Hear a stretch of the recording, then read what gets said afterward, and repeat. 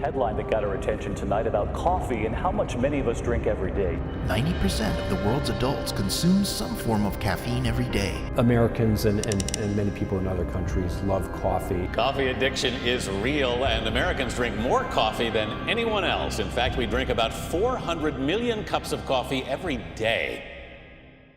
So this video today is near and dear to my heart. Every day in my travels, I see parents with their kids, 8, 9, 10 a.m., they're leaving Starbucks or their favorite coffee shop with a 1,000 calorie drink. Yes, kids as young as 8, 9, 10, 11 years old.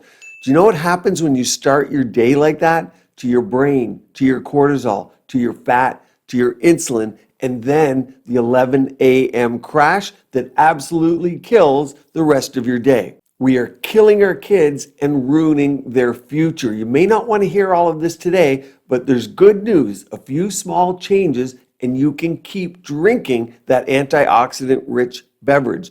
Please watch this one. And I travel the globe, so yes, I see it, and I see it spreading around the world, across the globe, as countries adopt our Western diet. Let's talk today about the real truth and why coffee is killing you and how you can keep drinking it. People everywhere, they love their coffee. In fact, in America, 74% of people drink coffee every day.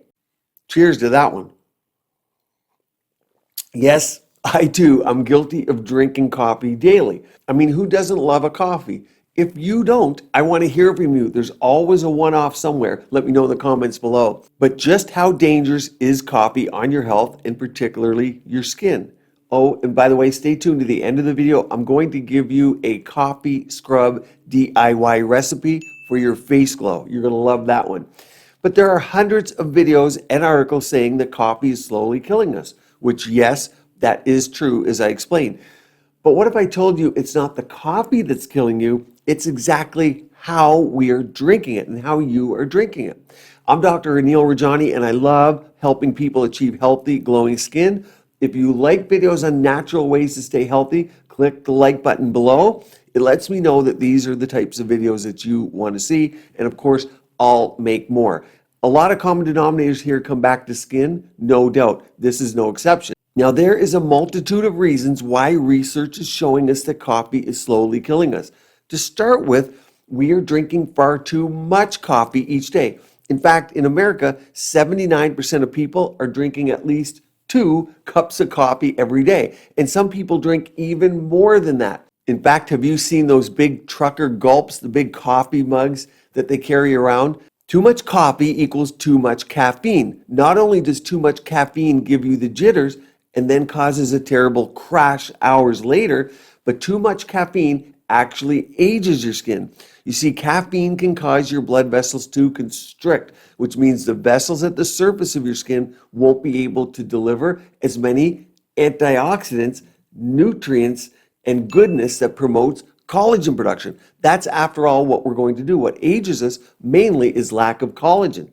This in turn causes wrinkles to develop faster, making your skin look more aged. Yes, that's right. Coffee can be aging you. Another major reason why coffee is slowly killing us is what we as Americans are putting into our coffee when we drink it.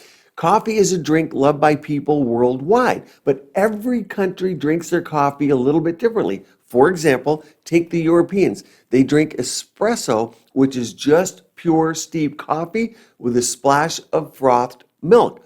That's it. No sugar, no added flavor. Those added flavors are definitely killing us. People want too much sugar and flavor in their coffee.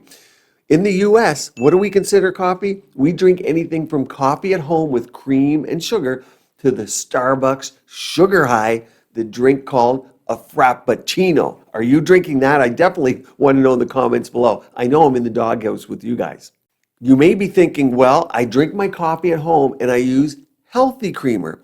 Well, I'm going to challenge you here. I challenge you to go read the label and the ingredients list on the one sitting in your fridge right now, because most healthy creamers really aren't that good for you, and it seems that people don't even realize that. Most sugar-free and fat-free creamers are chocked full of chemicals and artificial sweeteners.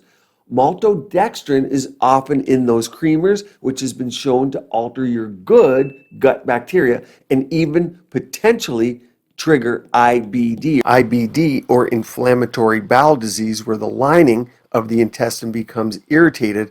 Many people know Crohn's or ulcerative colitis are two examples, but there's other non-specific ones, and they're quite devastating and sometimes they're difficult to control.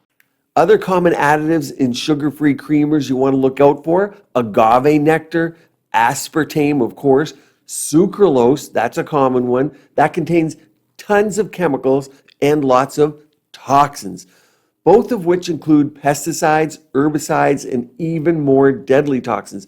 As you know from my other videos, the more toxins entering your body, the more inflammation, aging, and destruction of your skin that will occur. The inflammaging process. We don't want that. Now, those are just the healthy creamers I'm talking about. But what about the far end of the spectrum of coffee drinks? In America, you see 62% of people buy a to-go coffee at least once per week. That's extremely high. So even if you were having just one Starbucks coffee per week, on the low end, how bad is it for you? Well, let me show you. In a grande or medium-sized Frappuccino, there are 410 calories. That is 59 grams of sugar, which is 15 teaspoons of sugar. That's the same amount of sugar in a glazed donut. High levels of sugar not only cause weight gain and afternoon crashes, but sugar is terrible for your skin, a process called glycation. When you consume high levels of sugar, your body's sugar levels rise. This causes the body to release insulin.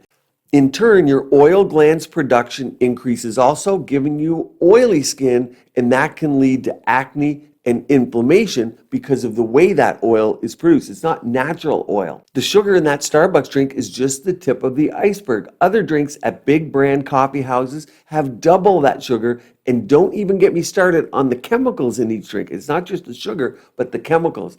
But these terrible coffee drinks aren't just being consumed by adults. Teenagers and even kids are consuming coffee and sugary drinks more and more often, like was never seen before. And I know you're seeing the body habits of the kids change. Never before, you go and you look at the kids going at the schoolyard or the kids walking after school, look at the body habits. We never had the obesity levels we have now. We're setting them up for a life of distress. Because parents are stopping by a go-through coffee house on their morning drive, they're usually buying something for their kids. What's the kid say? Can I have something too?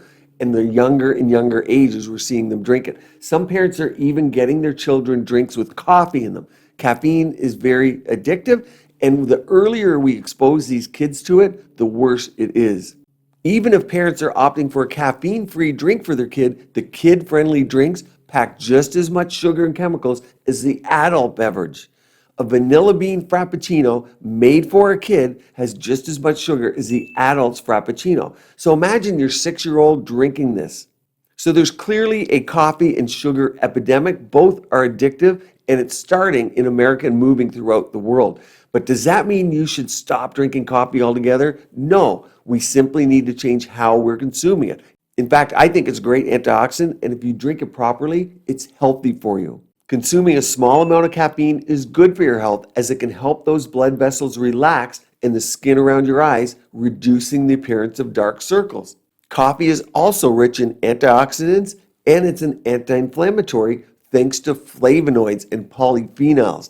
These properties help cleanse your skin of redness and inflammation. It can also help protect against sun damage. Drinking coffee in the purest form is how you'll get the greatest benefits without all of the bad stuff. So what do I recommend? I recommend drinking 1 cup of black coffee per day. Try not to add anything to it. If you must add something to it for taste, I would suggest adding milk, such as 2%, or I like oat milk. I know many of you don't, but I do. And if you just simply have to add a sweetener, try adding a drop or two of honey, as it's completely natural and of course has antibacterial properties. If you want to take your skin game to the next level with coffee, here's a hack for you. Make a coffee scrub using coffee grounds. You can use them for your morning coffee, and face oil, and you scrub it gently onto your face. This exfoliation will clear your skin of dead skin cells, clear your pores, and remove any strains of bacteria on your face. An oil favorite here is coconut oil. And yes, many will tolerate it without getting acne. It can be used in a non-comedogenic fashion. Then you're going to rinse your face with water, pat dry, and apply your favorite moisturizer.